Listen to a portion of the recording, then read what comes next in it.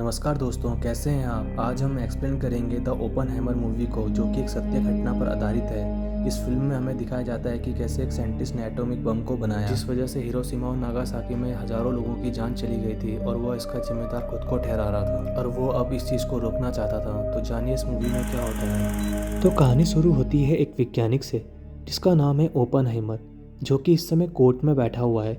तभी हमें एक फ्लैशबैक दिखाया जाता है जहां गवर्नमेंट एजेंसी के ऑफिसर लुइस को दिखाया जाता है और यहीं से हमें पता चलता है कि ओपनहाइमर पर जो केस चल रहा है वो लुइस ने किया है। और तभी सीन प्रेजेंट टाइम में चेंज होता है जहां कोर्ट रूम में बैठे हुए कुछ ऑफिसर उससे पूछताछ कर रहे होते हैं, क्योंकि 1945 में 6 अगस्त और 9 अगस्त को हिरोशिमा और नागासाकी में जो बमबारी हुई थी उसका जिम्मेदार ओपनहाइमर को ठहराया जा रहा था, क्योंकि हाइमर सिक्योरिटी क्लियरेंस की मांग कर रहे थे, जिस वजह से हाइमर वहां बैठे सभी लोगों को अपने बारे में शुरू से सब बताते हैं। हाइमर बताता है उसने पीएचडी जर्मनी से करी है और फिर हमें यंग हाइमर को दिखाया जाता है जहां टीचर सभी बच्चों को पढ़ा रहे होते हैं, लेकिन हाइमर का ध्यान कहीं और ही चल रहा होता है। वह इस समय एटॉमिक एनर्जी के ख्यालों में डूबा हुआ था और जिस वजह से उससे अचानक टेबल पर रखी बोतल नीचे गिर जाती है और उसके टीचर उसे क्लास में रुके रहने की पनिशमेंट दे देते हैं। लेकिन उसी दिन एक फेमस भौतिक वैज्ञानिक नील्स बोर का लेक्चर होने वाला था और हाइमर उसे बिल्कुल भी मिस करने के मूड में नहीं था, लेकिन पनिशमेंट की वजह से उसे क्लास में रुकना पड़ता है और वो गुस्से में आके अपने क्लास टीचर के टेबल में रखे सेब में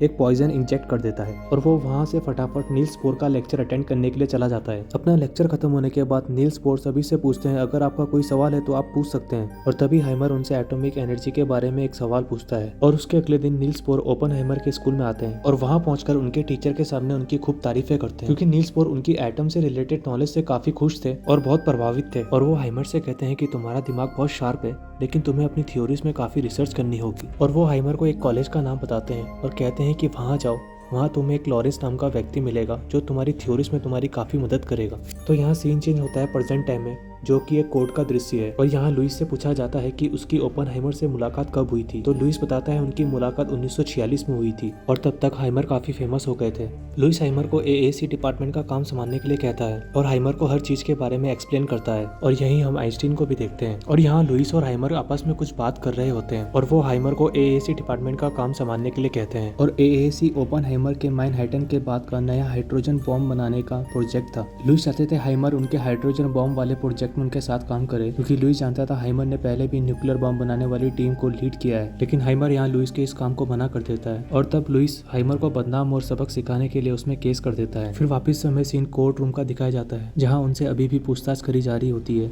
और वो अपने आगे की कहानी उन्हें सुना रहे होते हैं कि कैसे वो अपनी पढ़ाई कंप्लीट करने के बाद यूनिवर्सिटी ऑफ कैलिफोर्निया में टीचर की जॉब करने के लिए चले गए थे, जहां वो लॉरेंस से मिलते हैं जिसके बारे में उन्हें नील्स बोर ने कॉलेज में बताया था। उनके बीच काफी अच्छी दोस्ती हो गई थी। एक दिन हाइमर एक कम्युनिस्ट की पार्टी में जाते हैं जहां उनकी मुलाकात जीन नाम की लड़की से होती है और वो लड़की भी एक कम्युनिस्ट होती है। उनके बीच में बातें होती हैं और उनके सोच और विचार एक जैसे मिल रहे होते हैं। पहली ही मुलाकात में हाइमर और जीन एक दूसरे के काफी करीब आ जाते हैं और इंटीमेट हो जाते हैं।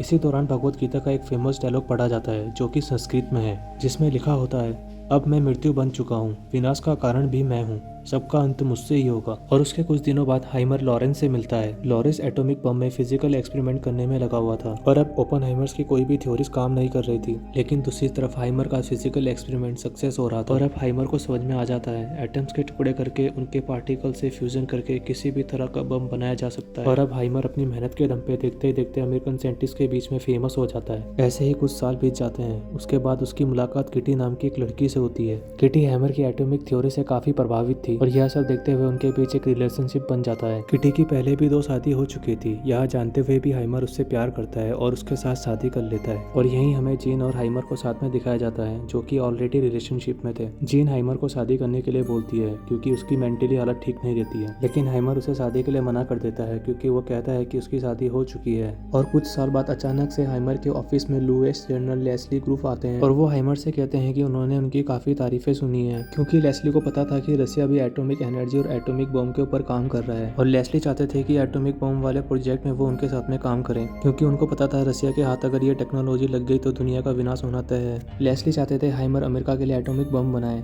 हाइमर लेस्ली की बात सुनकर राजी हो जाते हैं और इस काम में उन्हें काफी पैसे की जरूरत थी और एक बड़ी जगह की भी। साथ ही उन्हें एक साइंटिस्ट की टीम भी चाहिए थी, क्योंकि इस प्रोजेक्ट में लगभग उन्हें 3-4 साल लग जाएंगे। और उन्होंने जल्द ही लॉस एल्मोस नाम की जगह पर बम बनाने का काम शुरू कर दिया। प्रोजेक्ट के ऊपर काम करते करते उन्हें कुछ महीने हो जाते हैं और अचानक अचानक वहाँ उनसे मिलने एडवर्ड टेलर नाम का एक साइंटिस्ट आता है। एडवर्ड टेलर उन्हें अपनी थ्योरी के बारे में बताता है जो कि एटॉमिक से रिलेटेड होती है। वो बताता है कि अगर एटॉमिक एनर्जी के अंदर जरा भी गलती होती है तो वहाँ एक ब्लैक होल बन सकता है, और ऐसा होने से वो ब्लैक होल अपने आसपास की चीज़ों को ऑब्जर्व करेगा, जिससे कि बहुत तबाही होगी और सब कुछ तबाह होने की संभावना होगी। और हाइमर इस बात का पता करने के लिए आइंस्टीन के पास पहुंच जाता है, और जब हाइमर एडवर्ड टेलर की थ्योरी आइंस्टीन को दिखाते हैं तो आइंस्टीन भी उनको वही जवाब देते हैं। आइंस्टीन भी सेम वैसा ही कहते हैं जैसा एडवर्ड टेलर ने कहा था। वो कहते हैं कि इससे ब्लैक होल बन सकता है और काफ़ी तबाही हो सकती है। इसके बाद हमें वापस से कोर्ट रूम का दृश्य दिखाया जाता है, जहाँ लेस्ली से हाइमर के बारे में पूछा जाता है। लेस्ली बताते हैं कि हाइमर अपने देश के प्रति पूरा वफादार है, जहाँ हाइमर भी उनके साथ पीछे बैठे हुए थे। और हाइमर बताता है कि अक्सर वो जीन से होटल में मिला करते थे, लेकिन उसके कम्युनिस्ट होने की वजह से लुइस उसे फंसाना चाहता था। और हाइमर बताता है कि जीन ने उनसे आगे भी मिलते रहने का वादा मांगा था, लेकिन मैंने जीन से कोई वादा नहीं किया और मैं उससे दोबारा कभी नहीं मिला, जिसके बारे में लेस्ली को भी पता चल गया था। लेस्ली हाइमर को बताता है कि उसका जीन से मिलना खतरे में पड़ सकता है, क्योंकि जीन एक कम्युनिस्ट है और गवर्नमेंट उसमें नजर रखती है, और हमारी गवर्नमेंट उसे गद्दार समझती थी। और हाइमर यह सब सुन के काफी शॉक हो जाता है, और कुछ दिनों बाद उसे पता चलता है कि जीन ने सुसाइड कर लिया है क्योंकि उसकी मेंटली हालत ठीक नहीं थी।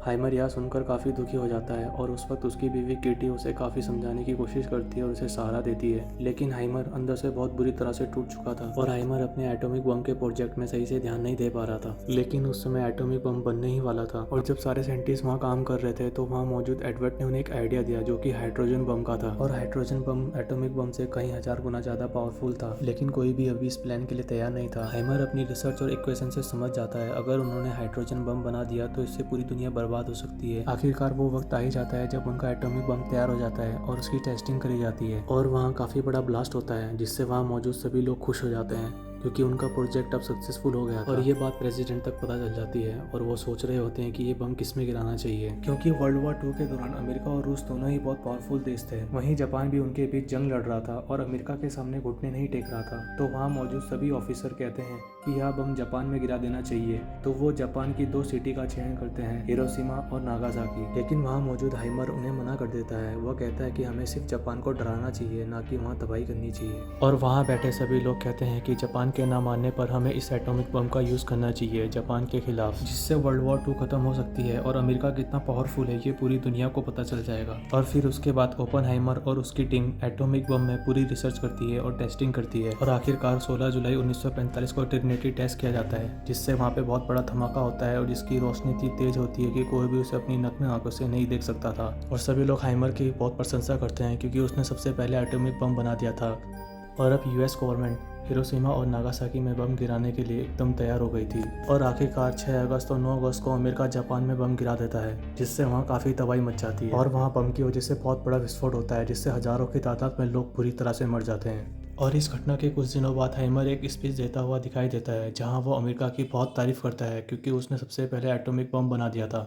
और इस बात को सुनकर वहां बैठी ऑडियंस काफ़ी ज़ोर ज़ोर से तालियां बजाती है और खुश हो जाती है, लेकिन ओपनहाइमर बहुत डरा हुआ था। वो सिर्फ उनके सामने खुशी होने का दिखावा कर रहा था, और उसकी आंखों में बार बार वहीं का मौत का मंजर दिखाई दे रहा था। उसे वहाँ बैठे सभी लोग एक बम विस्फोट में मरते हुए दिखाई दे रहे थे। और उसके बाद यूएस के प्रेसिडेंट उन्हें बुलाते हैं और उनकी खूब तारीफें करते हैं। वो उन्हें कहते हैं कि अब उन्हें और बम बनाने होंगे, लेकिन हाइमर उन्हें इस काम के लिए मना कर देता है, और वह कहता है कि अगर ऐसा हुआ तो पूरी दुनिया में तबाही होगी, काफ़ी लोग मरेंगे, और इसका दोषी मैं खुद को मानता रहूँगा। यह मुझसे नहीं हो पाएगा, हमें यह सब यहीं रोक देना चाहिए। प्रेसिडेंट कहते हैं कि तुम ऐसा मत सोचो, अगर बम गिरा है तो वो मैंने गिरवाया है, वो तुमने नहीं गिराया है, तुम सिर्फ अपना काम करो, और अब हमें और बम बनाने होंगे। और इसके बाद हमें वापस उसी कोर्ट रूम का दृश्य दिखाया जाता है जहाँ इस समय हाइमर बैठा हुआ था। वहाँ बैठे पुलिस ऑफिसर और लॉयर यह सोच रहे होते हैं कि कौन कौन इस प्रोजेक्ट में कैसे कैसे जुड़ा हुआ था, और वह इस बारे में बातें कर रहे होते हैं।